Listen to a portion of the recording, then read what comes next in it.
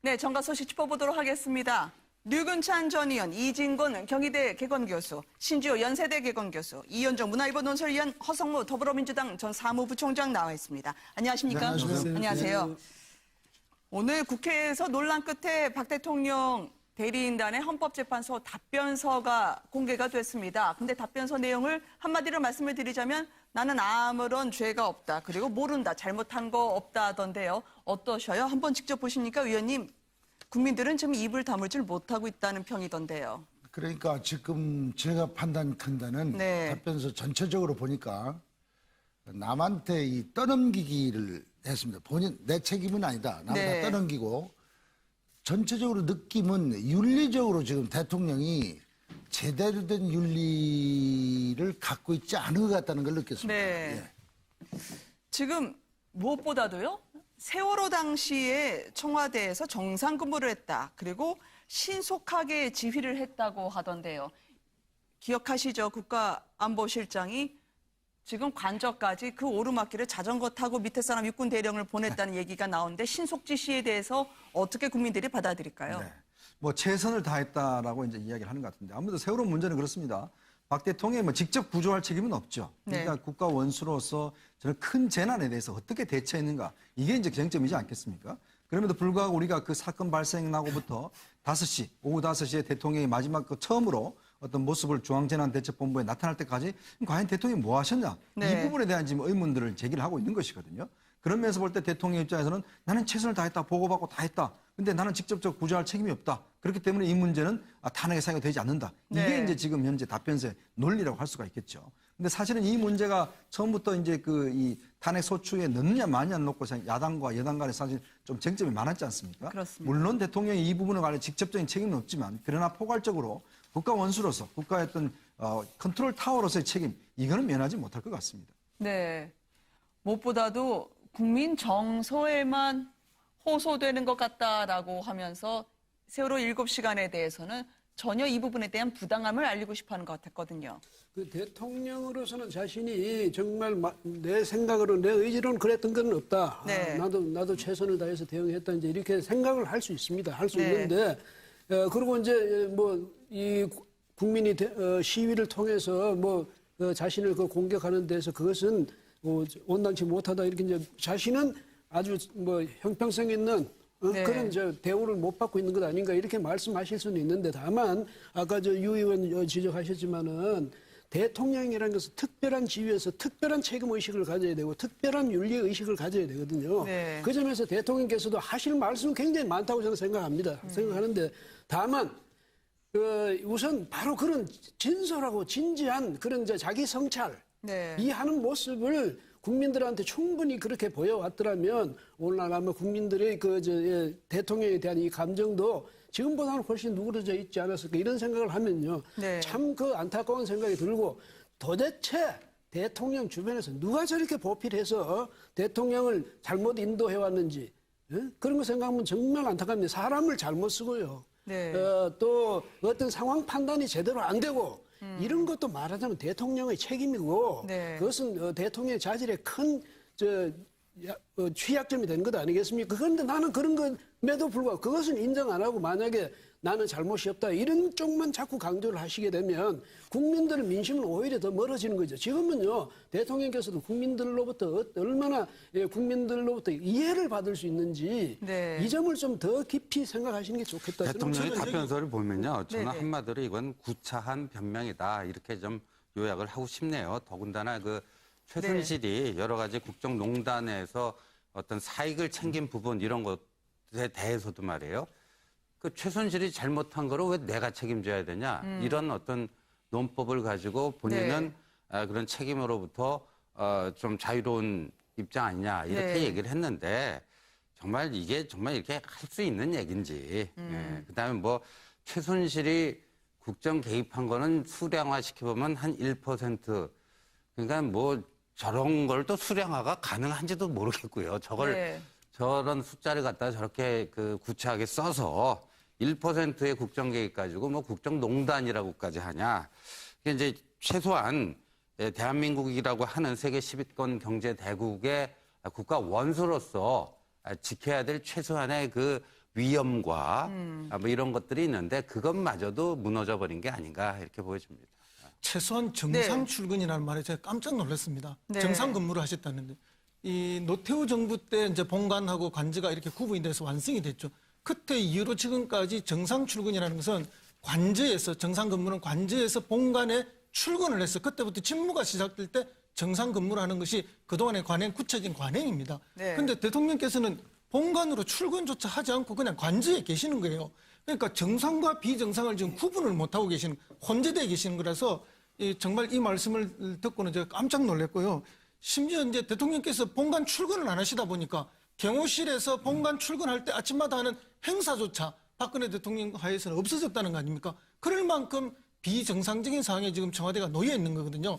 그래서 대통령이 국정의 중요한 지표로 비정상을 정상화하자라고 말씀하셨는데 정말로 정작 대통령께서 정상과 비정상의 구분을 못하고 계셨던 것이 아닌가 이런 안타까움이 있습니다. 혹시 대통령 본인은 재택근무도 제 국정운영 스타일입니다라고 얘기하고 싶으신 거 아닐까요? 그러니까 뭐 눈 뜨면 일 시작, 눈 감으면 일 끝. 뭐 이런 것을 이야기하고 있는데 저는 이번 특히 이제 답변서 중에서 가장 좀 경악스러웠던 게 이런 부분입니다. 그 KD 코퍼레이션이라는 회사가 있죠. 이게 네. 최순실의 그 정유라의 그 친구의 이제 아버지가 아버지의 하는 회사입니다. 회사였죠. 그 회사를 대통령이 직접 현대자동차 정몽구 회장한테 좀 도와달라 네. 이야기를 해서 결국 한 11억 정도의 이제 입감을 주고 나중에 최순실이 샤넬백 등을 받은 거 아니겠습니까? 이걸 어떻게 설명했냐면 어려운 중소기업을 도와주라고 지시했을 뿐이다 네. 라고 이야기를 했습니다. 자, 그 수많은 중소기업들, 어려운 기업들인데 왜 하필 정유라의 친구의 회사 이런 것들만 도와주라고 이야기하는지 네. 또 한 가지는 이 연설문과 관련해서 최순실의 어떤 이야기를 받았다는 것에 대해서 지인으로부터 의견을 들었다고 하는데 네. 왜 하필 최순실 의견만 듣습니까? 다른 사람 의견 들으면 안 됩니까? 그 수많은 전직 국회의장들, 국가원로들한테는 한 번도 이야기도 듣지 않고 유일하게 최순실한테만 국정의 중요한 이야기를 들어서 자문을 한다? 그걸 가지고 그냥 지인의 의견을 들어 참고했을 뿐이다. 그렇기 때문에 죄가 안 된다. 이런 논리 자체는 보면 정말 좀 실소를 금할 수 없는 장면인 것 같습니다. 부엌 내각이란 얘기를 하던데요. 그냥 식사할 때 같이 함께 할 수 있는 사람들로부터 그렇죠. 의견을 듣는 것 정도, 그거를 왜 뭐라 하는지 모르겠다라는 겁니다. 이 세월호와 관련해서 대통령이 나는 책임 없다. 네. 내가 뭘 잘못했느냐 하는 그 반박을 자세히 들어보면 우리 이해하는 부분이 있습니다. 분명히 세월호를 물속에 가라앉힌 것은 대통령 힘으로 된 일이 아니죠. 네. 그러나 배가 침몰해서 그 안에 들어있는 315명 이상의 귀중한 생명을 구조해야 될 책임은 분명히 대통령한테 있다고 봐야 됩니다. 네. 김장수 안보실장한테 보고를 받는 즉시 맨발로 뛰어서라도 중대본에 도착해가지고 네. 국방부 장관 불러서 육군이 됐건 해군이 됐건 특수 재난구조 훈련 받은 병력을 다 내놔라. 네. 그리고 현장에 투입해서 물속으로 들어가서 뱃속에 갇혀있는 인명을 구해내라는 지령을 주는 적극적인 구조 노력이 있었어야죠. 네. 그게 지금 골든타임을 다 놓쳐가지고 7시간 만에 그 중대본에 나타난 거 아닙니까, 대통령이. 그래 놓고 한다 소리가 구명조끼는 다 입고 있다는데 왜 발견을 못하는 거죠? 네. 엉뚱한 얘기를 하고 있으니까 국민들이 거기에 이제 분노하고 격앙하는 겁니다. 네. 그러면 분명히 잘못이 있는 거죠. 골든타임을 놓친 책임도 대통령이 그건 져야 된다고 저는 봅니다. 네. 네. 무엇보다 박 대통령이 대리인을 통해서 답변서를 낸 걸 보면 지난 사과 때와는 확실히 뉘앙스가 많이 달라졌습니다. 이러려고 대통령 했나라는 자괴감까지 국민들이 들은 지 몇 달 안 됐거든요. 한번 보시겠습니다. 최순실 씨는 과거 제가 어려움을 겪을 때 도와준 인연으로 저로서는 좀 더 꼼꼼하게 챙겨보고자 하는 순수한 마음으로 무엇으로도 국민들의 마음을 달래드리기 어렵다는 생각을 하면 내가 이러려고 대통령을 했나 하는 자괴감이 들 정도로 네, 이 같은 박 대통령의 입장을 좀 전해드리고 있는데요. 속보가 들어왔습니다. 이명박 전 대통령이요, 박근혜 대통령과 관련해서 국민의 뜻을 따르면 된다. 이 의미심장한 정치적 메시지, 아마 새누리당 전 현재 위원들과 함께 만찬을 한 자리에서 네. 나온 것으로 전해지고 있습니다. 그러니까 12월 19일이요. 네. 그 이명박 그 전 대통령에게는 뭐 트리플 뭐가 됩니다. 그러니까 그 본인 생일이기도 하고 네, 당선도 결혼 되고요. 기념일이기도 하고 네. 그다음에 그 대통령 그때 선거가 있었던 날이죠. 당선 기념일이기도 네. 하고 그래서 뭐 항상 조만때 되면은 이제 이명박계의 전현직 의원들하고 이제 행사를 갔는데 그 자리에서 나왔다는 얘기 같죠. 그런데 네. 이제 박 대통령이 뭐라고 하든 국민 뜻을 따르면 된다. 그러니까 저 얘기는 박 대통령이 국민 뜻하고 정반대로 가고 있다. 네. 그러니까 저 정치인들 당신은 박 대통령 쳐다보지 말고 국민 뜻만 받들고 가라. 네. 그러니까 사실상 박근혜 대통령은 국민 뜻을 제대로 못 받들고 있다라고 하는 그런 그 지적을 네. 한 게 아닌가. 그다음에 한마디 더 얘기한 게 새누리도 국민 뜻에 따라가야 된다. 지금 새누리가 지금 국민 뜻대로 안 가고 있다. 국민이 원하는 대로 안 가고 있다. 엊그저께 원내대표 선거도 등등 해서 네. 제대로 된 저런 그 이명박 전 대통령 입장에서 보면 그 썩은 환부, 썩은 보수를 도려내고 정말 제대로 된 신보수 정당으로 가야 되는데 새누리의 현 모습을 보면 전혀 그렇지가 못하다. 국민이 네. 원하는 거하고 역방향으로 가고 있다. 뭐 그런 지적인 것 같습니다. 박근혜 대통령 측은 노무현 전 대통령 당시에는 노건평이 있었고 이명박 전 대통령 당시에는 이상득 의원이 있었다라는 식으로 함께 격의 없이 얘기할 수 있는 사이인데 내가 이 정도 최순실에게 의견을 물어본 게 죄일까라고 오히려 물음표를 국민에게 던지는 것 같습니다. 예, 정말 좀 비교 차원이 다른 것 같습니다. 네. 봉화대군이라 불리시던 이제 노건평 씨, 영일대군이라 불리시던 또 이상득 전 부의장인데요. 이상득 전 부의장이 하면 본인이 국회 다선 의원이시고 부의장 정도를 할 정도의 굉장한 역량을 가지고 계셨던 네. 분이 사실이죠. 그래서 실질적으로 뭐 대통령께서 네. 형님한테 경선 과정에서도 의존을 했고 또 형님이 많은 도움을 줬던 거 사실입니다. 그래서 이제 실질적인 영향력이 많이 계셨던 거고 그러나 그것은 당내의 어떤 경선이라든지 공개적인 활동에 그런 게 많이 있었던 거고 그다음에 이제 그 노건평 씨는 사실은 네. 시골에 계시지 않았습니까? 뭐 그래 사소한 인사부탁 몇 개 정도는 할 수 있는 위치에 있었지만 네. 어떤 국정에 관여할 수 있는 그런 공식적이나 비공식적인 힘을 발휘하지는 못했습니다. 네. 그에 비해서 최순실 씨는 거의 대통령과 샤움 쌍둥이처럼 국정을 같이 거의 다 한 거랑 마찬가지거든요. 지금 증거들 흔히 스모킹건이라고 이야기하는 그 안종범 수석의 노트라든지 네. 그다음에 그 정 비서관의 뭐 전화 기록이라든지 태블릿 PC라든지 이런 걸 보면은 거의 뭐 국정을 오히려 최순실 씨가 더 지휘하는 입장에 있었다라고 말할 정도이기 때문에 비교 대상이 되지 않는 그런 상황이 아닌가 그렇게 봅니다. 네. 최순실의 국정 개입은 1%도 안 된다. 굳이 수량화한다면 말이죠. 결국은 밑에 있는 자신의 부하나 비서관들이 과하게 행동한 점이 없다고 책임을 넘기는 것으로 해석이 될 수도 있는 부분입니다. 국정 개입, 지금 청문회장에서 차은택 씨의 증언에 따르면 부르면 다 되는 마치 알라딘 램프와 같은 국정농단이 적나라하게 폭로가 됐었는데요. 한번 들어보시겠습니다. 임종덕, 송성각에 대해서 이제 인사 부탁을 하니까 이분들이 장관 또 수석 원장 이렇게 임명이 되더라라고 인정을 하신 거죠. 네, 최순실 씨가 먼저 요청을 했고요. 제가 몇 분을 그 장관님도 몇 분을 추천드렸었고 수석님도 몇 분을 추천드렸었는데 최순실 씨가 지금 차은택 증인에게 먼저 요청을 장관이나 했습니다. 수석이 될 만한 사람을 알아봐 달라라고 요청을 했다. 네, 맞습니다.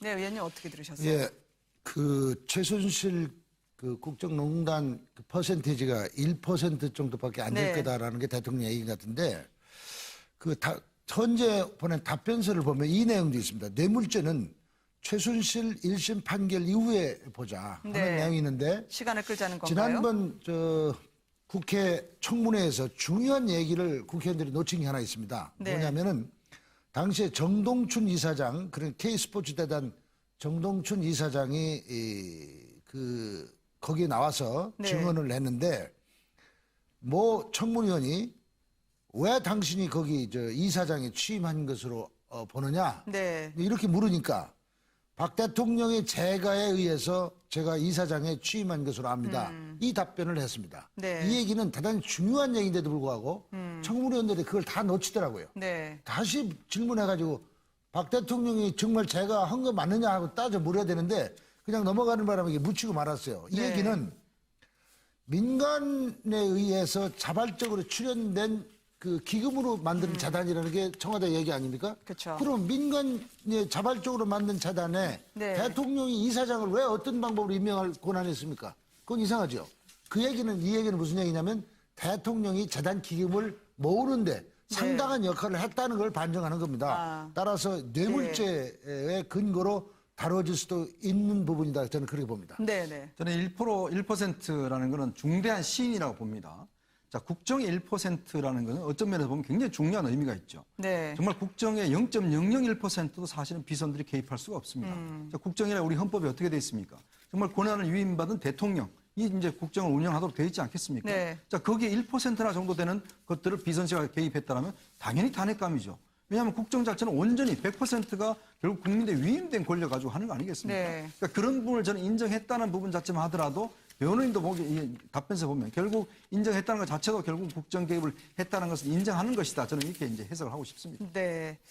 무엇보다도 지금 답변서를 놓고 또다시 여론은 팍팍해지고 있는데요. 비박 측에서는요, 새누리당 소식으로 넘어가자면 유승민 의원이 조건부로 비대위원장을 수락할 수도 있음을 비쳤습니다. 그러니까 전권을 달라. 전권을 가진 비상대책위원장일 경우에는 내가 독배를 들겠다라고 했는데요. 이거 어떻게 들리실까요? 그런데 이제 조건부로 이걸 받던지 아니면 우리가 나가는 거를 보던지 둘 중에 하나 해라 하고 네. 이제 최후 통첩성인데요.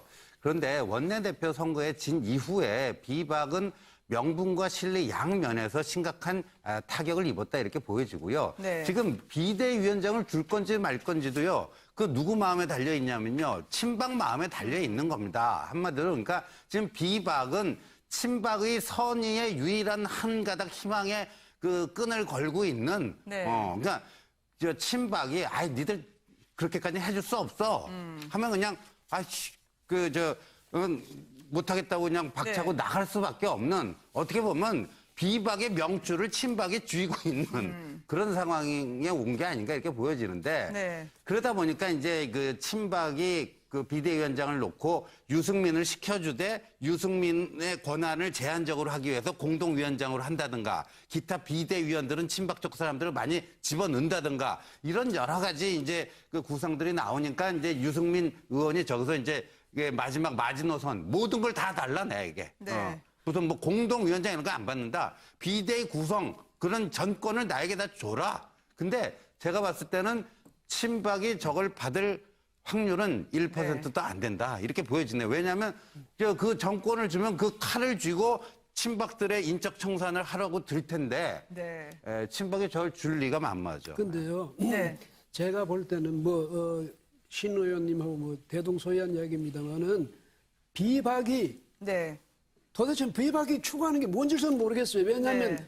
그럼 비상 다 준다 모든 권한을 다 주는 비상 대권까지 다 준다 하더라도 그럼 지금 있는 새누리당 그대로 기둥 몇 개 고치고 바꾸고 이 대들보 약간 위치 바꾸고 이러면 네. 그 집이 괜찮아집니까? 그래서 뭐냐면 유승민 그 의원이 비대위원장을 맡아서 대폭 바꾼다 칩시다. 네. 그러면 국민이 그걸 새로운 정당이라고 볼 수 있겠습니까? 지금 네. 필요한 거는요. 완전히 원점에서 새로운 보수 정당을 만들어야 되는 거거든요. 네. 그러자면 현재의 그 비대위원장을 맡아서 뭘 어떻게 하겠습니까? 그래서 그런 점에서는 비대위는 참 비박들은 애초에 이 방향을 분명히 했어야 돼요. 왜냐하면 네. 같이 우리는 새누리당은 안 되겠다면 안 되겠다. 그럼 새로운 정당을 만든다든지 이게 있어야 되는데 한쪽에서는 나가겠다고 그러고 한쪽에서는 비대위원장 정권 주면 안 나갈 수도 있다고 그러고 안 나가면 어떻게 할 건데요. 그래서 그런 점에서 보면 비박이라는 분들도 지금 우왕좌왕하는 게 아닌가. 네. 그다음에 그 안에 계시는 분들도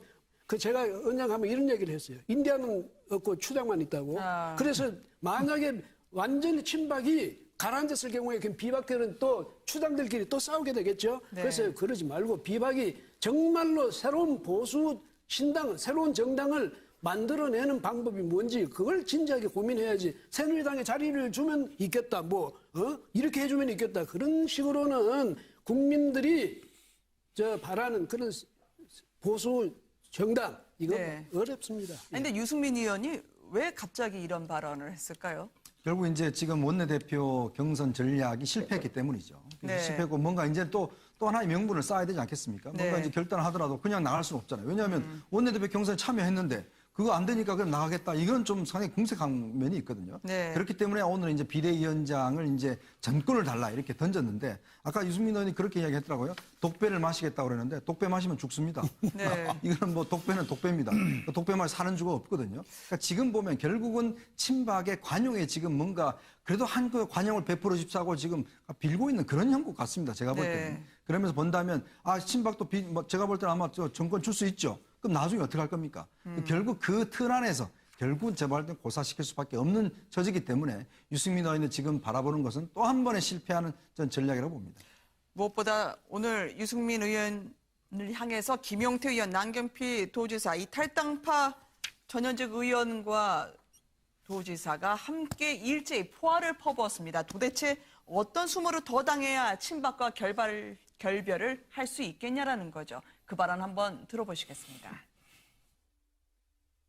유승민 의원에게 두 가지 묻겠습니다.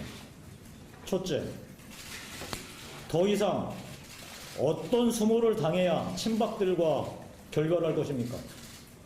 둘째, 아직도 새누리당의 적통을 가지고 있어야 보수 재집권이 가능하다고 믿습니까? 새누리당 때문에 보수 재집권은 아예 물 건너갔다는 세간의 평가는 안 들립니까? 제 친구 유승민에 대해서 얘기를 하지 않을 수가 없어요. 사실 승민이는 항상 강경보수, 수구보수의 입장에 섰습니다. 단지 승민이한테 아쉬운 것이 뭐냐면 너는 왜 옛날에는 그렇게 강경보수, 수구보수 하다가 갑자기 중도개혁을 얘기하고 그러는데 그 변신의 설명을 너는 왜 한 번도 한 적이 없냐. 한 번은 설명도 없이 바꾸는 것은 그 기회주의자일 수밖에 없죠. 이렇게 되면 가장 난감해지는 분이 김무성 전 대표일 것 같아요. 나가야 되는데 유승민 의원은 함께 갈 것 같지는 않고 이러다 보니까 둘 사이 미묘하게 의견이 갈라지는 걸 친박분들이 아주 기가 막히게 알고 갈라치기를 하고 있거든요. 이제 계속 이게 반복되고 있죠, 사실은. 그죠? 네. 근데 이게 이제 이걸 두 분의 이런 차이를 보면은 결국은 이 새누리당의 탄생 슬하에부터 근거하지 않는가. 3당 합당 당시에 민주계, 공화계, 민정계가 합쳤거든요. 그럼 유승민 네. 의원의 뿌리는 어쩌면은 자민련과 공화계부터 연결되는 거라 봐야 되죠. 거기에 비해서 김무성은 민주계에 있는 거죠. 지금 네. 김무성을 중심으로 해서 탈당하고 싶어 하는 사람들, 탈당해야 된다고 주장하는 사람들은 과거에 완벽한 건 아니지만 대체로 과거 민주계 중심의 사람들이 많다. 네. 거기에 비해서 유승민은 그 계파가 과거부터 달랐고 또 지역 기반이 너무 다르다. TK가 보수의 본당인데 이 보수의 본당을 떠나는 순간 본인은 정치적으로 더 성장하기 매우 어려울 거라는 지역주의 한계에도 빠져 있는 것이죠. 그러니까 본인은 보수 개혁이나 혁신을 이야기하지만 동시에 자기의 존재의 한계에 갇혀 있어서 이러지도 저러지도 못하면서 지금 나와 있는 거 아니냐. 근데 이제 김무성 씨는 또 유승민을 데리고 나가지 않으면 세가 너무 적기 때문에 네. 사실은 이게 교섭단체 구성도 매우 힘들어지는 게 아닌가. 그러면 파괴력이 없어지면 오히려 축소될 가능성이 있다. 그게 큰 네. 두려움을 느끼는 것이 아닌가 그런 느낌을 갖고 저는 있습니다. 제가 한 말씀 드릴게요. 네. 왜냐하면 저기 정권을 주잖아요. 네. 정권 줘가지고 그거 정권 가지고 할 수 있는 일은 뭔데요? 인적 청산이 됩니까? 모두가 금배지를 다 달고 있는데 네. 그래서 그거는 현실적으로 뭐 정권을 준다 해야 인적 청산이고 뭐고 되는 게 아닙니다. 그런데 지금 방금 허 부총장이 지적했듯이 보면요. 지역의 그 TK 지역 아닙니까? 거기서 다른 사람이 안 움직이는데 자기 혼자만 나가면 이거는 그 지역에서 지역 맹주는커녕 아무도 안 되거든요. 그래서 네. 유승민 의원은 그래서 지금 못 나가고 하는 거고 김무성 대표는 전 대표는 그런 점에서 지역적으로 좀 발이 가벼우니까 네. 저렇게 자꾸 이제 나가겠다는 말을 할 수 있는 건지 그걸 무슨 뭐 정권이니 아니니 그냥 비박계는요 그런 식으로 네. 하면 우물쭈물 하다가는 모든 기회 다 놓을 수 없습니다. 그래서 친박이든 어쨌든 이 친박 비박이 전부 정말로 스스로 지금 완전히 해체해가지고 새로 집 짓는 그런 방법을 연구하는 게 그게 낫지 지금 솔직하지 못한 그런 태도를 자꾸 보이는 거 안 좋죠. 대통령은 잘못하면 국회에서 탄핵시킬 수가 있고 지방자치단체장들은 주민 소환 투표를 통해서 끌어내릴 수가 있는데 국회의원은 어떠한 것도 할 수가 없습니다. 자진 사퇴하지 않는 한. 그러니까 국회의원에 대한 인적 청산이라고 하는 거는요. 해봤자 당에서 쫓아내는 거 말고는 없습니다. 근데 저 비박들이 주장하는 게 뭐예요? 인적 청산을 한 다음에 새누리당을 해산하겠다는 거 아닙니까? 해산시키고 나서 제대로 된 보수 정당을 다시 만들겠다는 건데 그러면 그때 가서 또 비박당이 생기고 그러면 친박들은 가만히 있습니까? 또 자기들끼리 모여서 친박당을 만듭니다. 그렇게 할 거를 왜 굳이 좀비가 돼 있는 친박들하고 그렇게 당권 투쟁을 벌여갖고 저렇게 하는 거 엄청난 자기 모순에 빠져 있는데 네. 그러다 보니까요 요새는요 새누리당 국회의원들을 이렇게 구분할 때 말입니다. 박비어 청가를 4절까지 부른 사람 그러니까 예를 들어서 최경환이나 뭐 이정현 대표까지 이렇게 4절까지 화끈하게 세게 부르는 사람이 있고요. 한 2절까지 어정쩡하게 부르는 사람이 있습니다. 유승민 의원도 사실 비서실장하고 뭐하고 최고위원회의 될 때 다 박심을 등에 업고 된 사람이거든요. 네. 오늘날의 유승민이라고 하는 정치적 자산의 그 바탕에 보면 그 박심이 있단 말이에요. 그러니까 저분도 박비어 청가로부터 아예 자유롭지가 못해요. 근데 저 뭐 아까 나가서 막 얘기하는 김용태 의원 같은 이런 사람은 아예 박비어 청가를 안 부른 사람이죠. 그러니까 박비어 청가를 몇 절까지 불렀는가도 굉장히 중요한 이 분류 기준이 됩니다. 무엇보다도 지금 친박은 당권을 놓칠 수 있는 걱정이 다 사라져서 홀가분하게 할 말 안 할 말 다 하는 것 같아요. 이선 후퇴하겠다, 개파 해체까지요. 근데 이제 국민들 눈에는 다 이 친박에서 저 친박으로 원내대표가 바뀐 것뿐이어서요. 별로 이 부분에 대해서 움직이질 않고 있다는 게 문제죠. 무엇보다도 촛불 집회에는 촛불과 맞불이 붙었습니다. 지금 친박의 김진태 의원까지 합류를 하고 현장으로 갔는데요. 그 와중에 신중현 씨 아들 신대철 씨가 친박단체에 분노를 표시했다고 합니다. 아름다운 강산이 울려 퍼지니까 왜 우리 아버지의 이 노래를 친박단체에서 부르냐고 하는 거죠. 어떻게 들리시던가요? 그러니까 친박 단체들이 네. 지난주 토요일 날 그 집회를 했지 않습니까? 저도 옆에 이제 가보니까 네. 처음부터 끝까지 이선희 씨의 아름다운 강산 노래를 네. 계속 틀어주던데 사실 이 노래는요 신중현 씨가 작사 작곡한 노래인데 네. 사실 신중현 씨가 당시에 박정희 대통령 시절에 뭔가 좀 애국적인 노래를 좀 지어달라 네. 이렇게 요청을 했는데 그걸 거부를 했어요. 그러니까 많은 그 신중현 씨 노래가 이제 그 못 부르도록 하는 그 금지 네. 조치를 당했습니다. 그런 상황에서 만든 노래가 바로 이 아름다운 강산입니다. 네. 즉 박정희 체제에 대해서 좀 저항적인 차원에서 만드는 게 이제 아름다운 강산인데 문제는 그 아들인 신대철 씨가 아니 아버지 노래를 이렇게 욕보일 수 있느냐. 네. 그래서 이제 그 친박 단체들이 그런 노래 부른 데서 강력히 항의를 하면서 내가 다음 주에 촛불 집회 때 정말 진짜 우리 아버지 노래를 아름다운 네. 강산을 내가 촛불 집회 때 부르겠다. 이렇게 지금 이야기를 하고 있는 상황입니다. 네. 윤복희 씨도 정치인 압력 때문에 콘서트를 취소했다고 하던데 이게 어떻게 된 일인가요? 그러니까 윤복희 씨도 마찬가지로 지금 이제 이 연말에 콘서트를 많이 하지 않습니까? 디너 네. 콘서트를 많이 하는데. 근데 윤복희 씨가 그 전에 무슨 이야기를 하냐면 촛불 집회에 대해서 좀 빨갱이들 뭐 이런 이야기를 좀 했어요. 네. 등등 이야기를 하면서 그게 이제 논란이 됐는데 본인은 아마 이제 이게 뭐 그런 뜻이 아니다고 이야기를 했는데 근데 문제는 지금 인천 지역 쪽에서 이제 디너 쇼를 하려고 했는데 문제 그게 취소가 된 모양입니다. 네. 그러니까 그 취소가 된 원인과 관련해서 지금 윤복희 씨는 이거 이 모 정치인들이 나를 못하게 이제 막았다. 이렇게 네. 이야기를 하고 있는데 그 대행사에서는 오히려 그 발언 이후에 표가 안 팔려서 어쩔 수 없이 취소할 수밖에 없었다. 이렇게 지금 해명하고 있는 그런 상황 같습니다. 네. 친박 의원들은 이 같은 시위에 여러 훅과 백이 있지만 가리지 않고 현장으로 달려갔습니다. 8차 촛불 집회 무엇보다도 박사모를 비롯해서 보수단체들이요. 헌법재판소 주변으로 몰려들었습니다. 100m 이내로 들어가진 못했지만 말이죠. 여기서 박 대통령에 대한 본격적인 충성 경쟁처럼 많은 발언이 쏟아졌습니다. 함께 보시겠습니다. 광화문에서 시위를 한다는 걸 두고 우리 질서를 유지하기 위하여 이 후세들이 이렇게 좋은 세상을 만났는데 절대 이 세상을 갖다가 다른 더러운 손에 넘길 수가 없습니다. 부산에서도 올라오고 광주에서도 올라옵니다. 주권자인 국민으로서 좌시할 수 없어서 나왔습니다. 탄핵은 명백히 잘못된 것이고 대한민국의 헌법을 지키려고 하는 사람이 이렇게 많다는 것을 보여줘야 합니다, 여러분. 탄핵을 반대하는 여론이 이렇게 많다는 걸 우리 언론은 제대로 보도해야 되겠습니다. 안 그렇습니까? 촛불은 바람으로 끄고 맞불은 바람을 일으켜야 된다고 하는 김진태 의원의 발언을 들으셨습니다. 의원님 보시니까 어떠시던가요? 김진태 의원의 논리에 모순이 있는 것 같습니다. 저는 듣기는. 네. 그 마이크를 잡고 헌법을 지키려는 사람이 이렇게 많습니다. 여러 번 그랬잖아요. 네. 사실 대통령이 비법, 그러니까 헌법이나 법률을 위반했을 경우에는 탄핵하도록 규정되어 있는 게 헌법입니다. 네. 그럼 탄핵 소추가 지금 진행 중인 것은 헌법을 지키고 있다는 증거인데 저건 앞뒤가 저는 안 맞는 일이라고 생각합니다. 네. 그리고 저렇게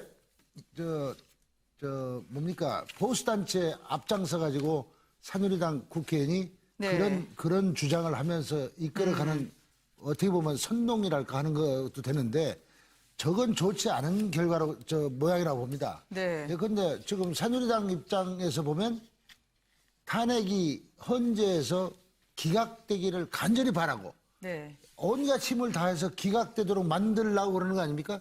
그리고 이제 더불어민주당이나 야당에서는 그 헌재가 탄핵 소추안을 인용하도록 네, 하는 네. 노력을 기울일 조속한 시일 텐데 안에요. 네. 헌법재판소라는 것은 그 중립을 지키도록 진짜 마지막 우리가 보루로 지켜야 되는 게 사법부이기 때문에 네. 저건 둘 다 점잖은 행동은 아니라고 봅니다. 저는. 네. 그런데 말이에요. 박사모, 저는 여전히 박사모를 보수단체라고 하는 것은 굉장히 잘못된 표현이다. 왜냐하면 진정한 보수는요, 누구보다도 헌법적 가치를 최우선적으로 생각을 해야 됩니다. 네. 그런데 지금 박 대통령이 요번에 여러 가지 그 피의 사실 보면요, 헌법 정신을 완전히 유린하고 파괴한 것들, 심지어 그 사기업의 그 이미경 부회장을 그만두게 한 거는 말이에요. 제가 지난주에도 지적했지만 우리 헌법 119조, 대한민국의 경제 질서는 개인과 기업의 자유와 창의에 바탕을 둔다. 어찌 보면 보수가 가장 치열하게 싸워서 지켜야 될 그 가치를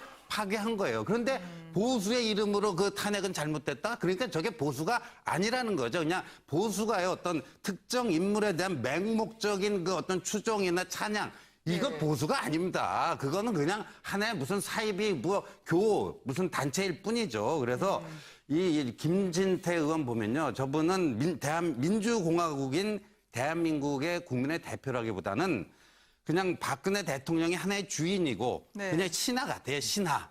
그런 군신 관계로 맺어진, 그러니까 친박 그 의원들 보면 민주공화국의 시민이라고 하기에 참 모한 그런 네. 정도다. 저런 분들에게 무슨 보수라는 이름 붙여주는 것 자체가 저는 좀 터무니없다. 그래서 지금 이 탄핵 기각과 찬성과 기각 이거는요, 보수 대 진보의 싸움이 아니고요, 어떤 상식과 비상식, 정상과 비정상의 어떤 나눠지는 거죠. 이게 뭐 이념 그 좌우 이거하고 상관없습니다. 제가 그렇죠. 한 말씀만 드릴게요. 근데 이제 그렇게 보는 방법도 있고 또 하나는 뭐냐면 그 국민 각자가 자기 입장에서 자기가 옳다고 생각하는 쪽에 대해서 의사를 표현할 수 있거든요. 그래서 네.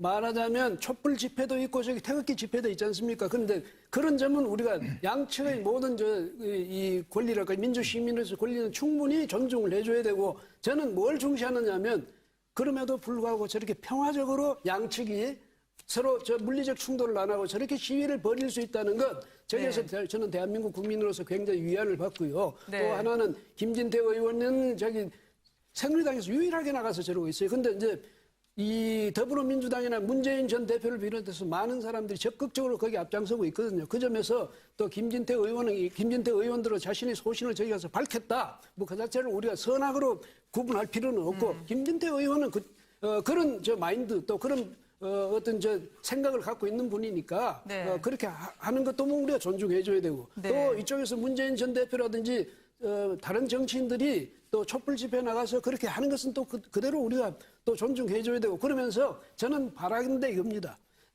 서로가 정말 평화적으로 의사를 표현하는 이 방식이 우리나라의 시위 문화로 굳어졌으면 좋겠다, 이런 네. 희망이 있습니다. 새누리당 윤리위원장을 역임하셨던 이진권 교수님의 이야기를 들으셨습니다.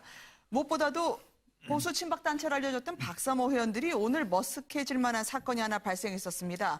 김정일 위원장에게 보낸 것 같은데요. 이 위원장님 건강 염려 덕분에 잘 지내고 있다. 지금 북남이 하나 되어서 평화와 번영을 가져와야 된다는 이 편지. 박사모 측에서는 문재인 전 대표가 썼다고 일제히 신하가 조아린 듯하다. 댓글을 달면서 비판을 했는데 알고 보니까 박근혜 전 대통령이 쓴 거였다고요? 이게 아주 참 웃기는 박근혜 현상이 대통령이죠. 발생하게요. 네. 예전에 이제 박근혜 대통령이 한번 방북한 적 있지 않습니까? 미래영화 그때 대표로 해서 한 이유 그 관련해서 이제 그 직접 방문해서 김정일 위원장하고 이제 회담을 갔던 그런 게 있습니다. 네. 그 이후에 여러 가지 것도 합의 사항의 이행을 위해서 김정일 위원장한테 편지를 보냈는데 굉장히 깍듯하게 편지를 보냈어요. 네. 그러니까 그런 것을 누가 박사모 그 홈페이지에다가 문재인 전 대표가 김정일한테 보낸 편지다라면서 올렸습니다. 더군다나 보통은 남북으로 쓸 수도 있는데 네. 북남이 하나 되어라는 말 문구가 댓글에 문제가 됐죠. 이 보통 사람들은 이 남북이라 쓰는데 북남이라고 썼다. 그다음에 또 김정일 어떻게 저렇게 찬양을 하느냐. 그러면서 역시 문재인은 좌파 빨갱이다라고 이제 댓글이 무진장 붙은 겁니다. 근데 네. 사실은 저 글은 바로 박근혜 대통령이 썼던 글이기 때문에 댓글을 붙였던 분들이 상당히 머쓱해하는 그런 장면이 오늘 연출이 됐습니다. 그런데 남북 관계, 북남 관계 또는 한일 관계, 한미 관계 이거 할 때요.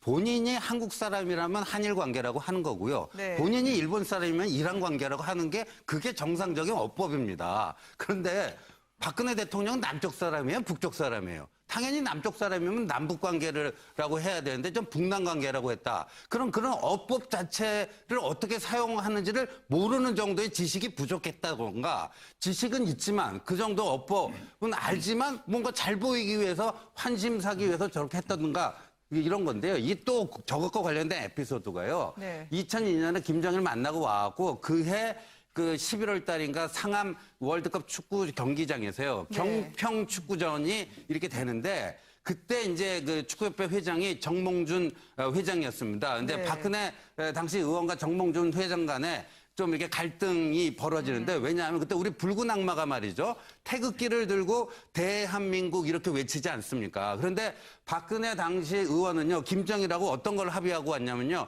태극기를 다 손에서 버리고 한반도기를 들고 한반도기를 들고 대한민국 대신에 조국 통일 이렇게 외치기로 했는데 그렇게 김정일과 다 합의를 하고 왔는데 왜 축구협회에서 그대로 안 하고 말이야. 이거 계속 붉은 악마가 태극기를 들고 대한민국을 외치도록 이렇게 방치해놨냐 하면서 굉장히 강력하게 당시 축구협회 정몽준 회장에게 항의했다라는 그런 일화도 있습니다. 네. 그래서 이거 이제 자세히 보면은 이게 참 이런 말이 있지 않습니까? 내가 하면 노면스고 네가 하면 불륜이다, 스캔들이다 이런 이야기가 있는데 이 박근혜 대통령이 대북 교류를 하거나 협력을 하면은 애국이고 남북 교류고 평화 협력이고 이렇게 되고 다른 정부나 다른 단체에서 하게 되면 이건 매국이고 종북이고 이렇게 몰아가는 거나 똑같은 논리입니다. 그래서 네. 아마 이번에 누가 이렇게 올렸는지 모르겠지만은 그런 것들을 적나라하게 한번 보여주고 싶었던 것 같아요. 그래서 한번 올렸고 이것을 이제 국민들에게 한번 보여주고 뭐 일종의 해프닝 같기도 하지만 네. 우리의 이중성을 한번 잘 드러내는 것이 아닌가 그렇게 생각되고요.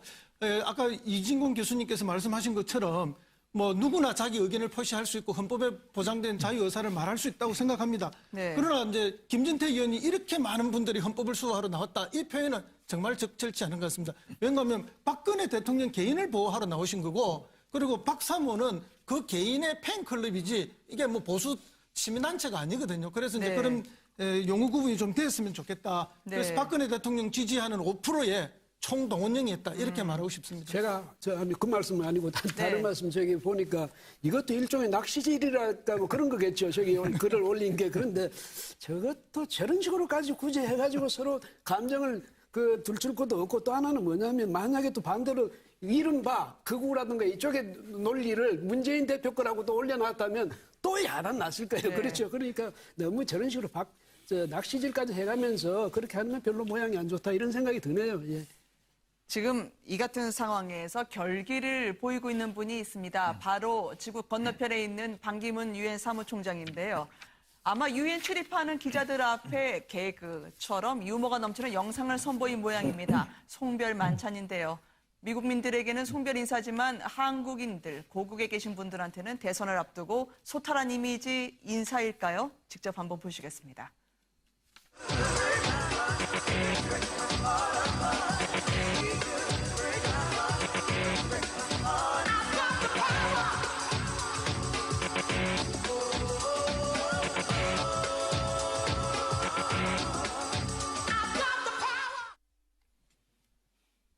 그렇죠. 하지만 연설 이후에 저 영상을 틀면서 박수는 많이 받았습니다. 네, 원래 이게 이제 관례적으로 매년 네. 연말이 되면 이제 기자들 상대로 해서 이렇게 네. 이제 코믹한 영상을 만들어서 어떤 좀 권위를 깨는 그게 이제 네. 그 유엔의 전통입니다. 사실 그래서 이제 이번 연말을 맞이해서 반기문 사무총장이 저런 이제 만들어서 올렸는데 이제 저기 장면에 보면 이제 네. 반기문 사무총장이 그 유엔 그 들어가려고 그러니까 아니 신분증 제시해라 그래서 신분증 없다고 그러니까 그럼 못 들어간다. 그러니까 네. 이제 경비원 복장을 가장을 하고 들어가는 뭐 그런 장면도 있어요. 그런 걸 보면 아무래도 이제 반기문 사무총장이 이제 내년 초 오시기 때문에 네. 여러 가지 이제 저런 것들 좀 정치적으로 해석될 수가 있죠. 아무래도 좀 이 젊은 층들한테 좀 코믹한 게 다가가고 좀 서민적으로 네. 다가가겠다는 그런 측면들. 그러니까 와서는 좀 더 이제 통합과 화합에 어떤 앞장서겠다 이런 네. 메시지도 나오거든요.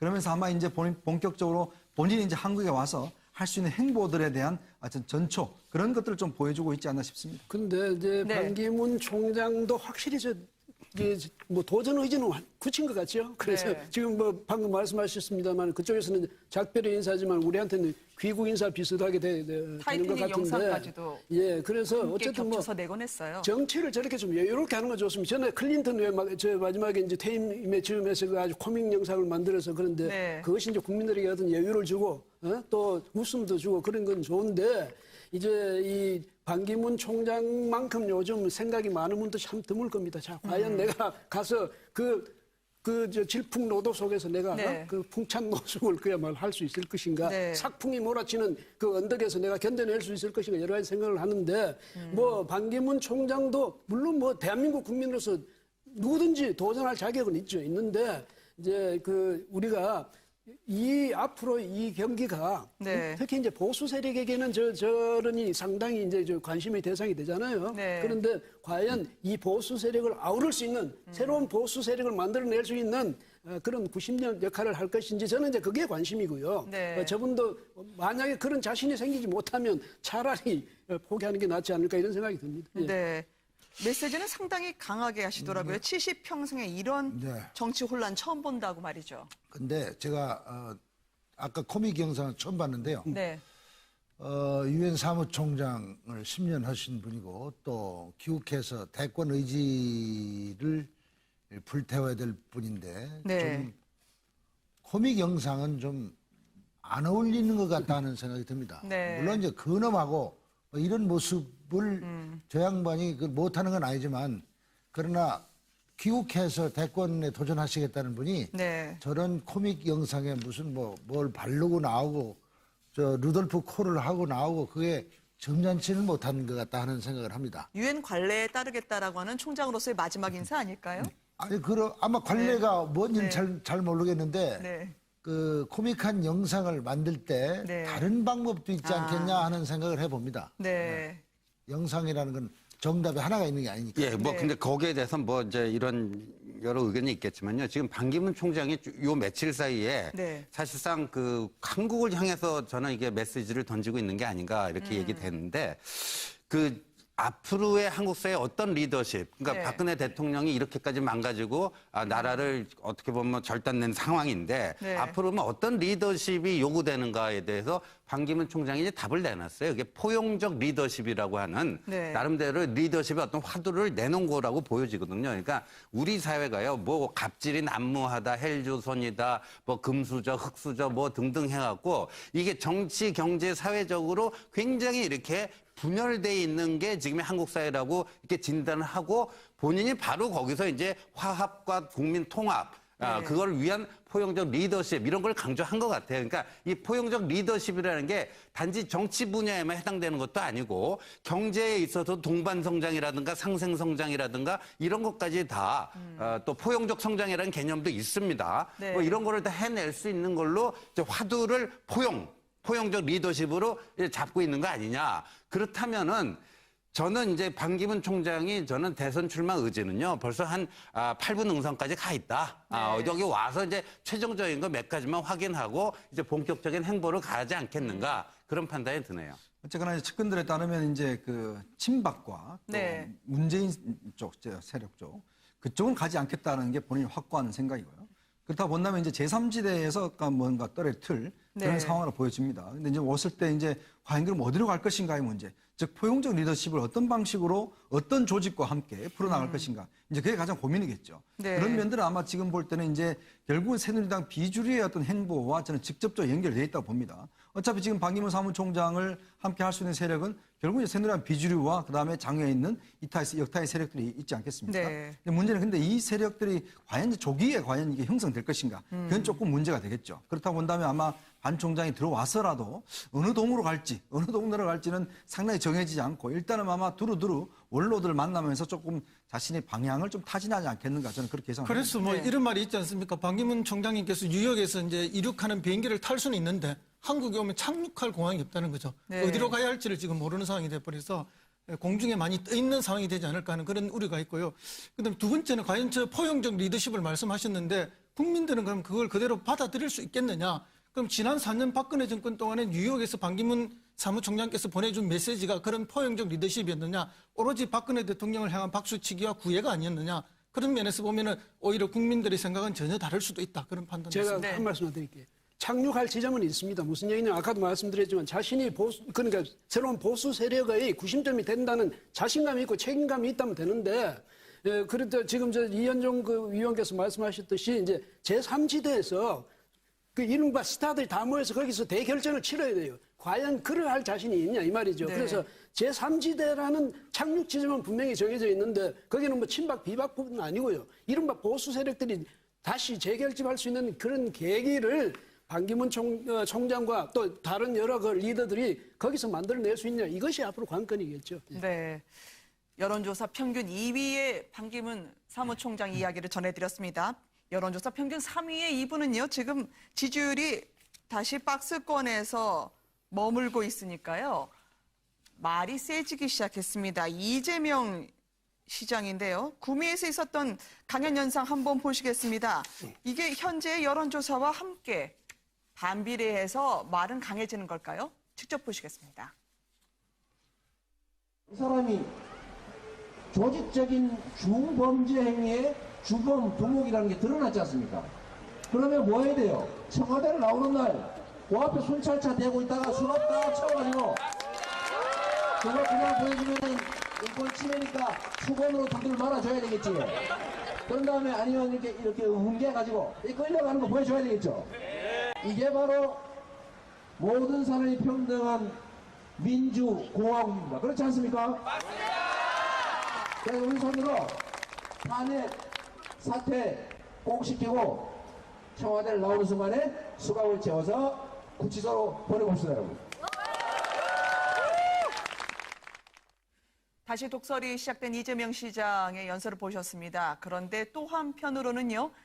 아주 야심한 시각에 글을 올렸는데 내 등 뒤에 비수가 꽂혔다. 아마 야권에서 이곳저곳에서 날라오는 견제의 화살을 빗댄 걸까요? 취중진담을 표시하긴 했지만 사실은 할 말 안 할 말 다 하면서 섭섭함을 드러냈어요. 그러니까요. 등 뒤에서 그 비수를 꼽는 거는 자기 편 중에 누가 네. 그랬다는 거 아닙니까? 그러니까 민주당 중에 근데 최근에 이제 이재명 시장의 급부상을 가장 불편하게 보고 있을 사람이 누구야 있을까요? 그럼 뭐 문재인 전 대표 진영이다. 이런 합리적인 추론을 할 수밖에 없는 건데 뭐 비수를 왜 어떻게 꼽았는지 구체적인 진술이 없기 때문에 네. 이것만 가지고는 뭐 또 길게 얘기할 수가 없겠습니다만 이재명 시장의 처지를 보여주는 게 아닌가. 그러니까 네.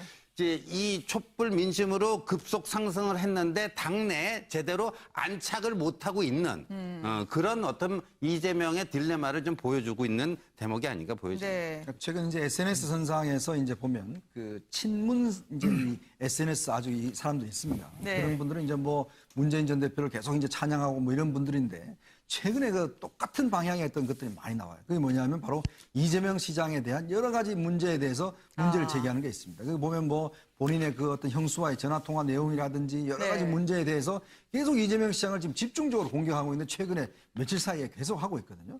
그러니까 그런 것에 대해서 아마 이재명 시장이 굉장히 비수가 꽂힌다라는 이야기를 할 겁니다. 그게 뭐냐면 최근에 보면 문재인 전 대표의 발언도 굉장히 세졌지 않습니까? 그렇죠. 결국 그거는 이제 당내 경선을 겨냥해서 뭔가 이재명 시장을 빨리 좀 쫓아내겠다.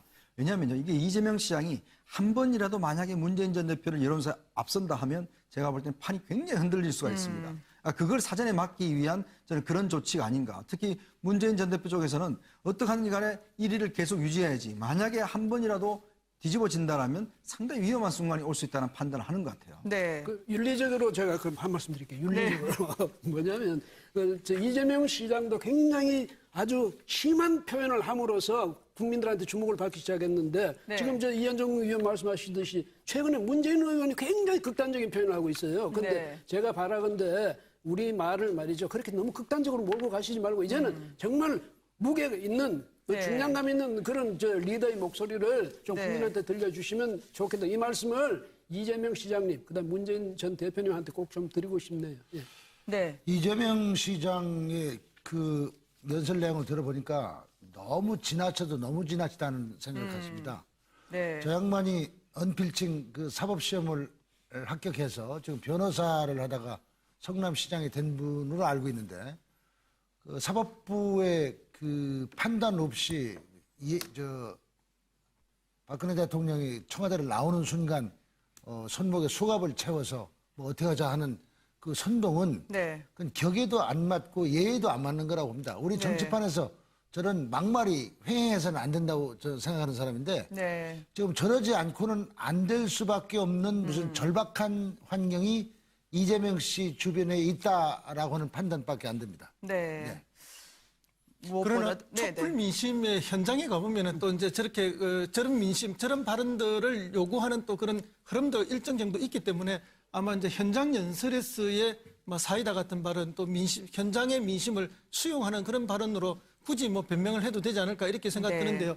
사실은 이제 두 분 사이에 야권에서 이제 양자 구도가 만들어졌기 때문에 이런 현상은 갈수록 조금 더 격화될 것이다. 네. 그러니까 이제 특별히 양 진영을 적극적으로 지지하는 지지자 사이에서 더 이런 현상들이 일어나기 때문에 조금 자제될 필요는 있다. 지나치게 과열되면은 나중에 결과가 나빠지는 게 항상 우리가 봐왔던 전례이기 때문에 적극 지지자들이 오히려 좀 자제해 줄 그 필요가 있다. 다만 이재명의 지지율은 어디서 오는가? 문재인의 지지율을 가져간 건 거의 없습니다. 네. 전부 박원순이나 안철수의 지지율들을 다 가져갔기 때문에 이 구도는 앞으로 계속 좀 격화될 가능성이 높다 이렇게 봅니다. 네. 두 분을 경쟁력 있게 몰아주시네요. 이 부분에 대한 정답을 안희정 지사가 낸 것 같아요. 민심의 분노에 올라타서 작두 타지 말자고 말이죠. 무엇보다 큰 장이 지금 서고 있지 않겠습니까? 이분 전략가로서 다시 등장을 했습니다. 김한길 전 대표의 경우에는 부인 최명길 씨와 함께 촛불 집회에서 촛불을 켜는 모습을 보여줬는데요. 이분은 어떤 역할을 할 수 있을까요? 이분이 나오는 거 보니까 이제는 이제 바야흐로 경기가 시작됐다는 걸 느낄 수 있을 것 같아요. 하여튼 뭐 정치권에서 그런 나름대로 이제 전략가 그리고 이제 뭐 이합 집산 이거에 이제 하나의 뭐 어떤 나름대로 좀 능력을 갖고 있는 분이라고 이제 김한길 전 의원이 있는데 사실 지난번 이제 국민의당 창당 과정에서 이제 본인이 거의 뭐 정계를 은퇴하다시피 했지 않습니까? 네. 근데 지금 촛불 과정에서 보면 지난번에 글을 한번 올리셨더라고요. 그러니까 최명길 씨와 함께 이제 이순신 동상에서 이제 조용히 있었는데 많이 알아보는 사람이 있어서 악수도 나누고 했다라고 하는 것인데 네. 아무래도 정치권에 이제 큰 장이 섰지 않습니까? 그런 장 속에서는 누군가 그림을 그려줄 사람이 필요한데 사실 그림을 그릴 사람이 몇 사람 없어요, 솔직히 정가에서. 네. 왜냐하면 이 그림도 뭐 그려본 사람이 그려본다고 어떻게 하나 이합 집산 자체를 한다라면 거기에는 이제 어떤 면에서 보면 정치 기술자가 참 필요한 시점이 왔다. 그렇기 때문에 아무래도 이제 김한길 전 의원 같은 경우도 이런 시점을 좀 놓칠 리가 없죠. 네. 그렇다고 한다면 이런 글을 간만에 올린 것을 보면 이제 서서히 본인도 더 이상 어떤 정치의 뒤편에 있을 수가 없다. 그리고 이제는 이런 큰 판에 한번 본인도 그림을 그릴 때가 됐다. 이렇게 해서 아마 본격적으로 나오신 게 아닌가 저는 그렇게 보여집니다. 네. 저는 참 이 정치판을 보면서 좀 또 생각이 드는 것이 네. 그 현직 대통령은 저렇게 지금 이제 몰려 있는데 또 대통령 할 사람은 또 이렇게 나와가지고 저렇게 하는 거예요. 옛날에 그 로키란 영화 그 장면이 생각나는데 네. 이제 앞으로 대통령 되실 분들은 이제까지 그 대통령들이 왜 실패했는지 그런 그걸 잘 돌아보고 그것을 앞으로는 절대 그런 이제 실수는 되풀이하지 않을 것이다. 그런 과오는 되풀이하지 않을 것이다. 그 점에 대해서 전략적으로라든지 또 이 리더십 측면에서 좀 더 진지하게 연구하고 어떤 것이 진정한 그 리더십일 수 있느냐. 네. 이걸 좀 아주 깊이 고민하셔가지고 국민들한테 그런 모범적인 모습을 좀 보여주시는 그런 선거전이 좀 앞으로 전개되기를 좀 국민 한 사람으로서 간절하게 간곡하게 지금 기대합니다. 예. 내일 일정을 말씀드리자면 국정농단 최순실 게이트의 첫 재판 공판 준비 기일이 열립니다.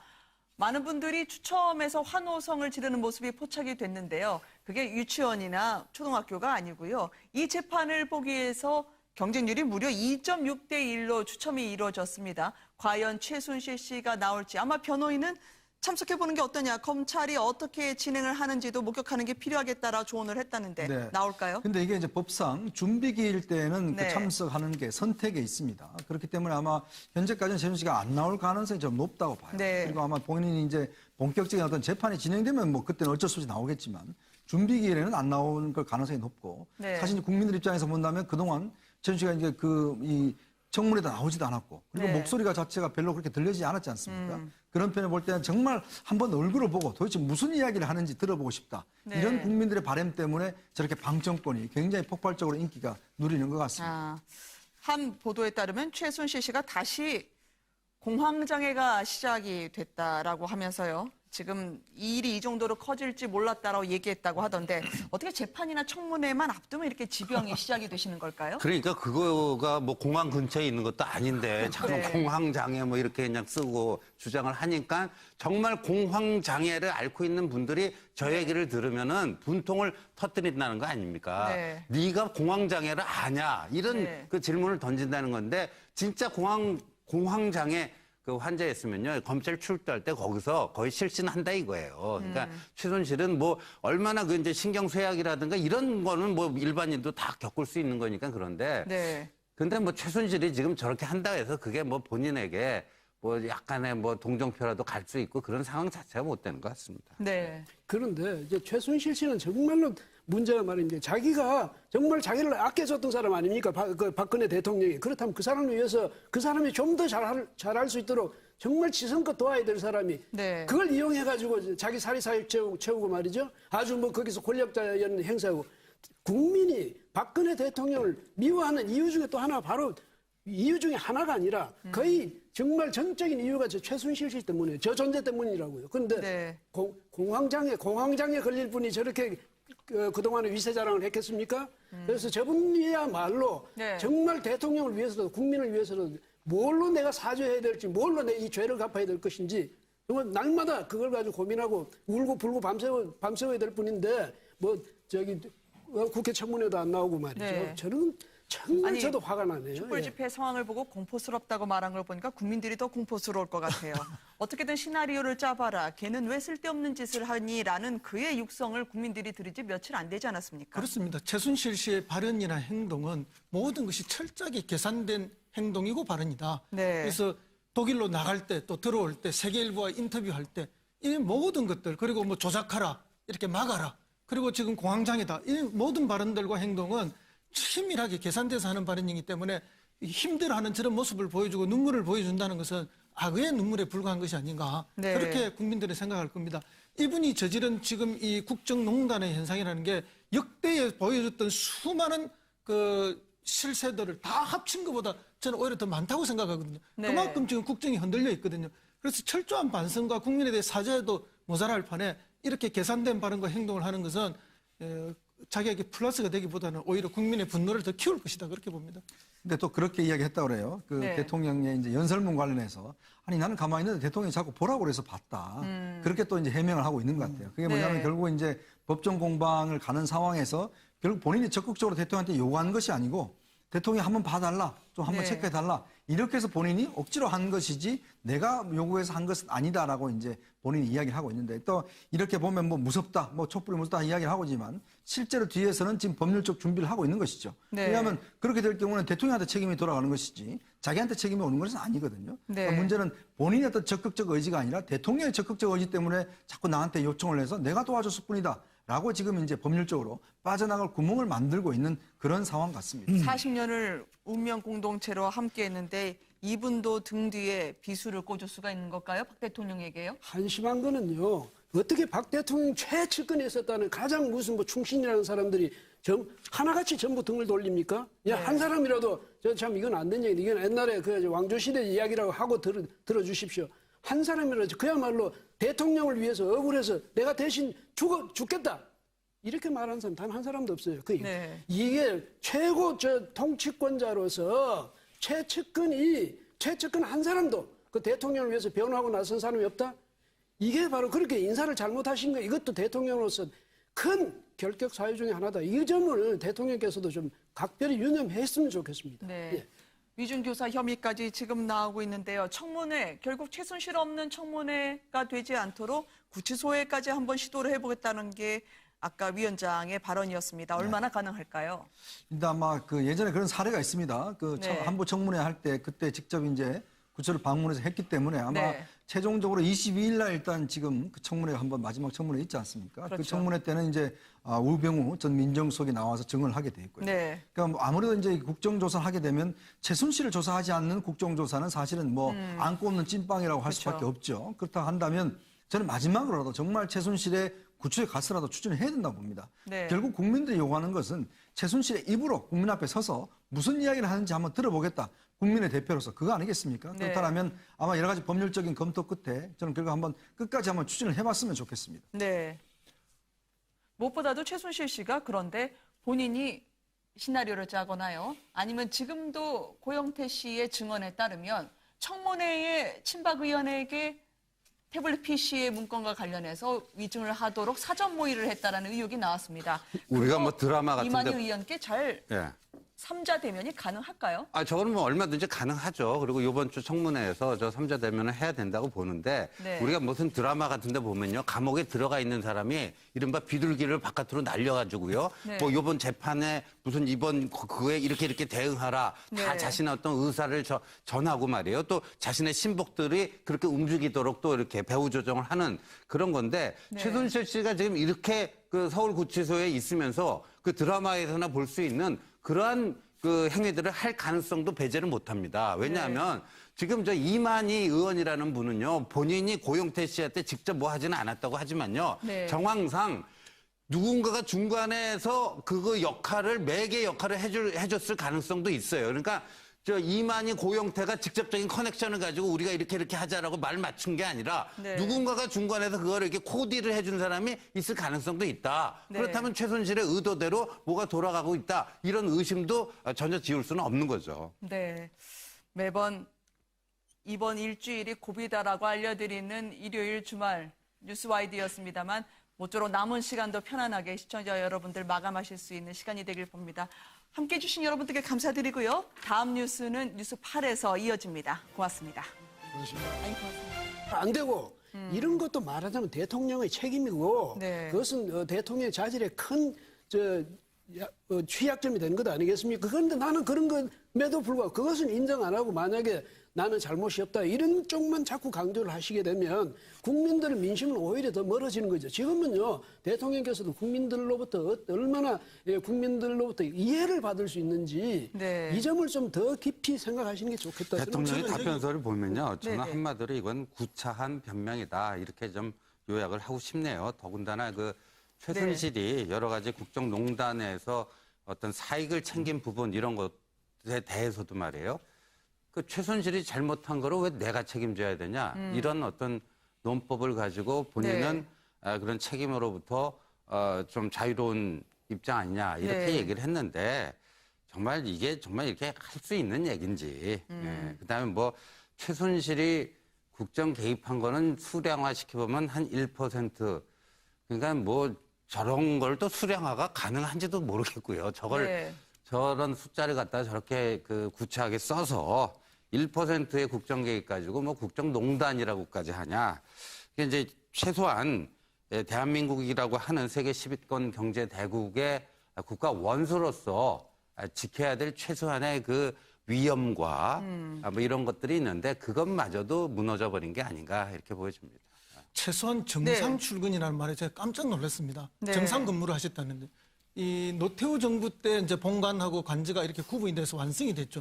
그때 이후로 지금까지 정상 출근이라는 것은 관제에서 정상 근무는 관제에서 본관에 출근을 해서 그때부터 직무가 시작될 때 정상 근무를 하는 것이 그동안의 관행 구체적인 관행입니다. 그런데 네. 대통령께서는 본관으로 출근조차 하지 않고 그냥 관제에 계시는 거예요. 그러니까 정상과 비정상을 지금 구분을 못하고 계시는 혼재되어 계시는 거라서 정말 이 말씀을 듣고는 제가 깜짝 놀랐고요.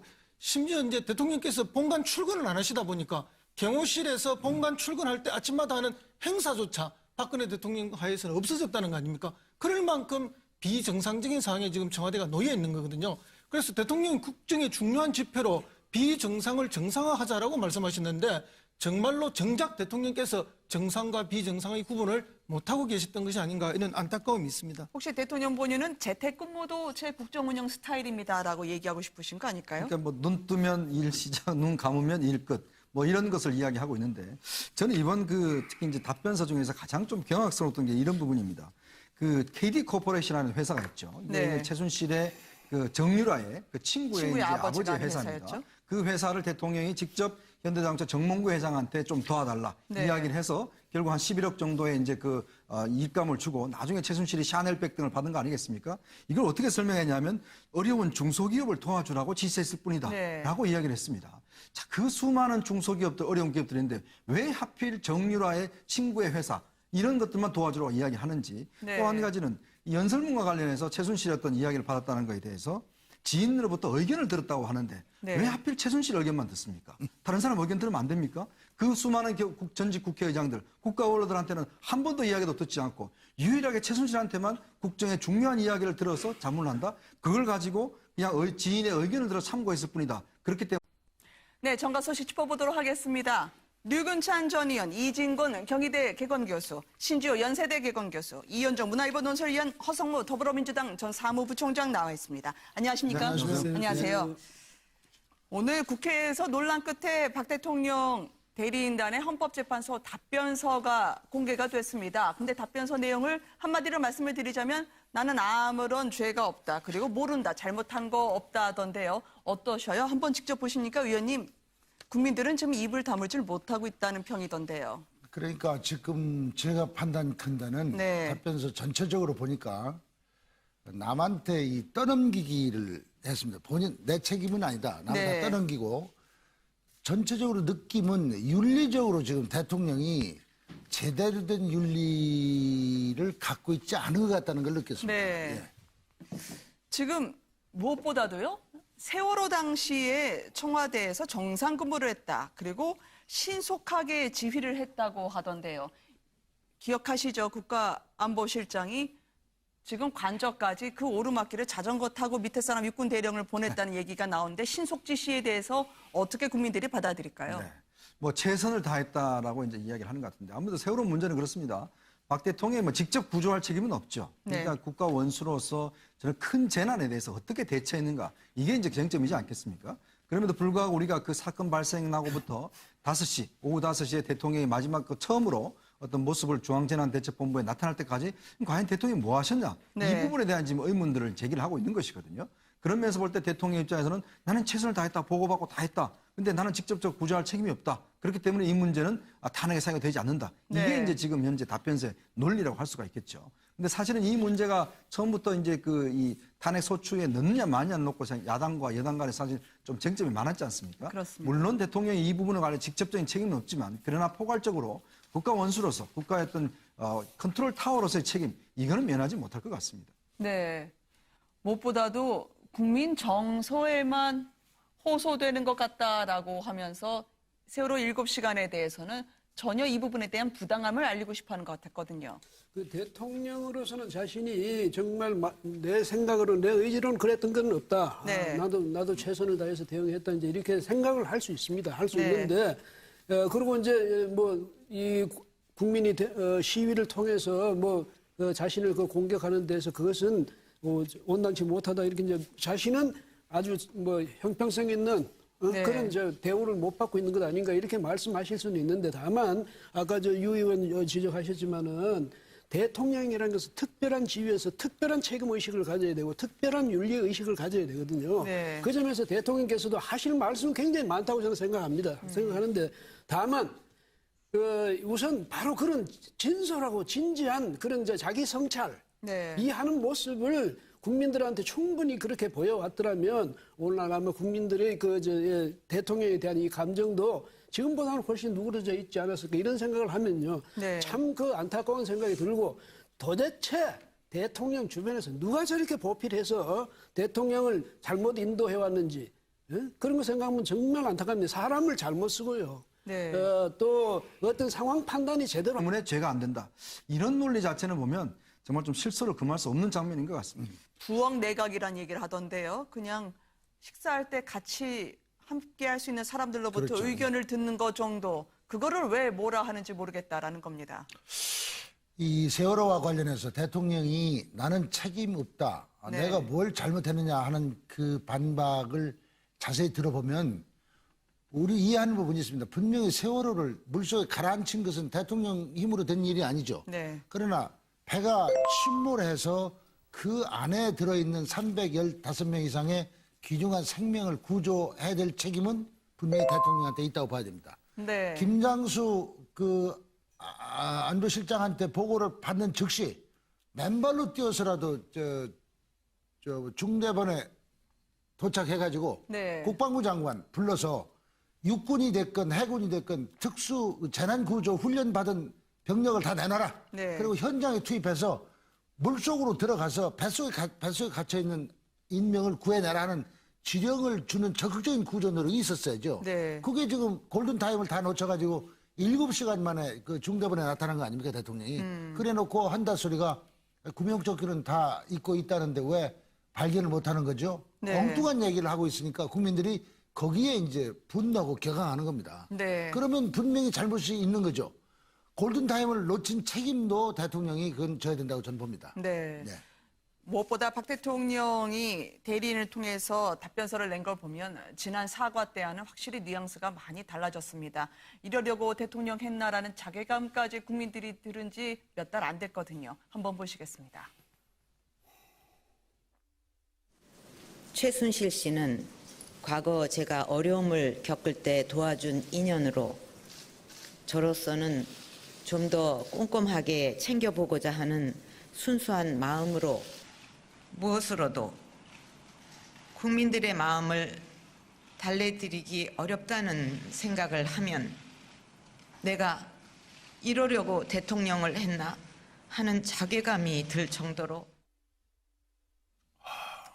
네, 이 같은 박 대통령의 입장을 좀 전해드리고 있는데요. 속보가 들어왔습니다. 이명박 전 대통령이요, 박근혜 대통령과 관련해서 국민의 뜻을 따르면 된다.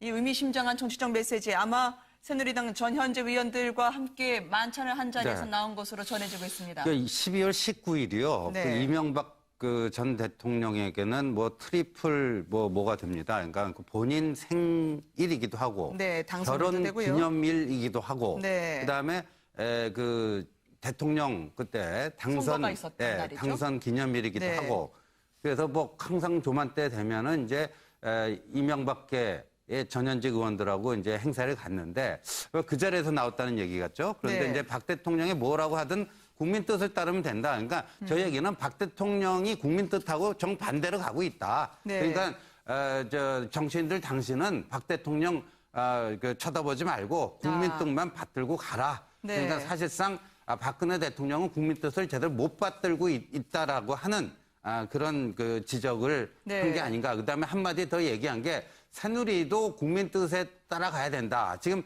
새누리가 거기에 나와서 네. 증언을 했는데 모 청문위원이 왜 당신이 거기 이사장에 취임한 것으로 보느냐 네. 이렇게 물으니까 박 대통령의 재가에 의해서 제가 이사장에 취임한 것으로 압니다. 이 답변을 했습니다. 네. 이 얘기는 대단히 중요한 얘기인데도 불구하고 청문위원들이 그걸 다 놓치더라고요. 네. 다시 질문해가지고 박 대통령이 정말 제가 한 거 맞느냐 하고 따져 물어야 되는데 그냥 넘어가는 바람에 이게 묻히고 말았어요. 이 네. 얘기는 민간에 의해서 자발적으로 출연된 그 기금으로 만든 재단이라는 게 청와대 얘기 아닙니까? 그쵸. 그럼 민간에 자발적으로 만든 재단에 네. 대통령이 이사장을 왜 어떤 방법으로 임명할 권한이 있습니까? 그건 이상하죠. 이 얘기는 무슨 얘기냐면 대통령이 재단 기금을 모으는데 상당한 역할을 했다는 걸 반증하는 겁니다. 따라서 뇌물죄의 근거로 다뤄질 수도 있는 부분이다. 저는 그렇게 봅니다. 네네. 저는 1%라는 것은 중대한 시인이라고 봅니다. 자, 국정의 1%라는 것은 어떤 면에서 보면 굉장히 중요한 의미가 있죠. 네. 정말 국정의 0.001%도 사실은 비선들이 개입할 수가 없습니다. 자, 국정이라 우리 헌법에 어떻게 되어 있습니까? 정말 권한을 위임받은 대통령이 이제 국정을 운영하도록 되어 있지 않겠습니까? 네. 자, 거기에 1%나 정도 되는 것들을 비선 씨가 개입했다면 당연히 탄핵감이죠. 왜냐하면 국정 자체는 온전히 100%가 결국 국민들 위임된 권력 가지고 하는 거 아니겠습니까? 네. 그러니까 그런 부분을 저는 인정했다는 부분 자체만 하더라도 변호인도 보기 이 답변서 보면 결국 인정했다는 것 자체도 결국 국정 개입을 했다는 것을 인정하는 것이다. 저는 이렇게 이제 해석을 하고 싶습니다. 네. 무엇보다도 지금 답변서를 놓고 또다시 여론은 팍팍해지고 있는데요. 비박 측에서는요, 새누리당 소식으로 넘어가자면 유승민 의원이 조건부로 비대위원장을 수락할 수도 있음을 비쳤습니다. 그러니까 전권을 달라. 전권을 가진 비상대책위원장일 경우에는 내가 독배를 들겠다라고 했는데요. 이거 어떻게 들리실까요? 그런데 이제 조건부로 이걸 받던지 아니면 우리가 나가는 거를 보던지 둘 중에 하나 해라 하고 네. 이제 최후 통첩성인데요. 그런데 원내대표 선거에 진 이후에 비박은 명분과 실리 양면에서 심각한 타격을 입었다 이렇게 보여지고요. 네. 지금 비대위원장을 줄 건지 말 건지도요. 그 누구 마음에 달려 있냐면요. 친박 마음에 달려 있는 겁니다. 한마디로 그러니까 지금 비박은 친박의 선의의 유일한 한 가닥 희망의 그 끈을 걸고 있는 네. 그러니까 저 친박이 니들 그렇게까지 해줄 수 없어. 하면 그냥 못하겠다고 그냥 박차고 네. 나갈 수밖에 없는 어떻게 보면 비박의 명줄을 친박이 쥐고 있는 그런 상황에 온 게 아닌가 이렇게 보여지는데 네. 그러다 보니까 이제 그 친박이 그 비대위원장을 놓고 유승민을 시켜주되 유승민의 권한을 제한적으로 하기 위해서 공동위원장으로 한다든가 기타 비대위원들은 친박 쪽 사람들을 많이 집어넣는다든가 이런 여러 가지 이제 그 구성들이 나오니까 이제 유승민 의원이 저기서 이제 이게 마지막 마지노선 모든 걸 다 달라내 이게. 네. 무슨 뭐 공동위원장 이런 거 안 받는다. 비대위 구성 그런 전권을 나에게 다 줘라. 근데 제가 봤을 때는 친박이 저걸 받을 확률은 1%도 안 된다. 이렇게 보여지네요. 왜냐하면 그 정권을 주면 그 칼을 쥐고 친박들의 인적 청산을 하려고 들 텐데 지금 국민 뜻대로 안 가고 있다. 국민이 원하는 대로 안 가고 있다. 엊그저께 원내대표 선거도 등등 해서 네. 제대로 된 저런 그 이명박 전 대통령 입장에서 보면 그 썩은 환부, 썩은 보수를 도려내고 정말 제대로 된 신보수 정당으로 가야 되는데 새누리의 현 모습을 보면 전혀 그렇지가 못하다. 국민이 네. 원하는 거하고 역방향으로 가고 있다. 뭐 그런 지적인 것 같습니다. 박근혜 대통령 측은 노무현 전 대통령 당시에는 노건평이 있었고 이명박 전 대통령 당시에는 이상득 의원이 있었다라는 식으로 함께 격이 없이 얘기할 수 있는 사이인데 내가 이 정도 최순실에게 의견을 물어본 게 죄일까라고 오히려 물음표를 국민에게 던지는 것 같습니다. 정말 좀 비교 차원이 다른 것 같습니다. 네. 봉화대군이라 불리시던 이제 노건평 씨, 영일대군이라 불리시던 또 이상득 전 부의장인데요. 이상득 전 부의장이 아마 본인이 국회 다선 의원이시고 부의장 정도를 할 정도의 굉장한 역량을 가지고 계셨던 네. 분이 사실이죠. 그래서 실질적으로 뭐 대통령께서 네. 형님한테 경선 과정에서도 의존을 했고 또 형님이 많은 도움을 줬던 거 사실입니다.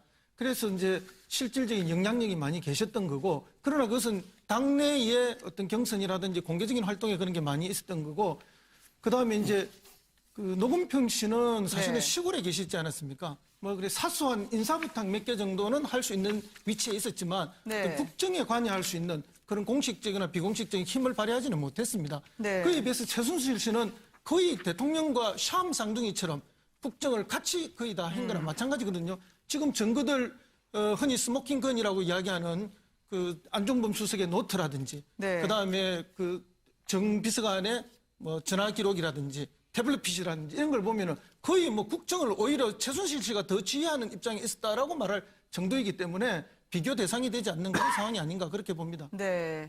최순실의 국정 개입은 1%도 안 된다. 굳이 수량화한다면 말이죠.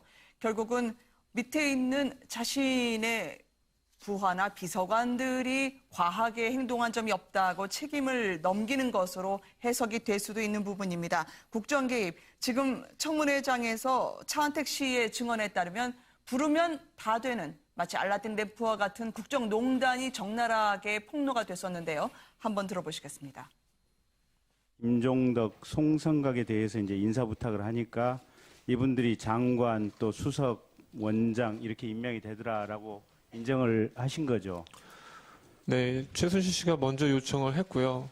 제가 몇 분을 그 장관님도 몇 분을 추천드렸었고 수석님도 몇 분을 추천드렸었는데 최순실 씨가 지금 차은택 증인에게 먼저 요청을 장관이나 했습니까? 수석이 될 만한 사람을 알아봐 달라고 요청을 했다. 네, 맞습니다. 네, 의원님 어떻게 들으셨어요? 예, 그 최순실 그 국정농단 그 퍼센티지가 1% 정도밖에 안 될 네. 거다라는 게 대통령 얘기 같은데 그 현재 보낸 답변서를 보면 이 내용도 있습니다. 뇌물죄는 최순실 1심 판결 이후에 보자 하는 네. 내용이 있는데 시간을 끌자는 건가요? 지난번 국회 청문회에서 중요한 얘기를 국회의원들이 놓친 게 하나 있습니다. 네. 뭐냐면은 당시에 정동춘 이사장, 그런 K스포츠대단 정동춘 이사장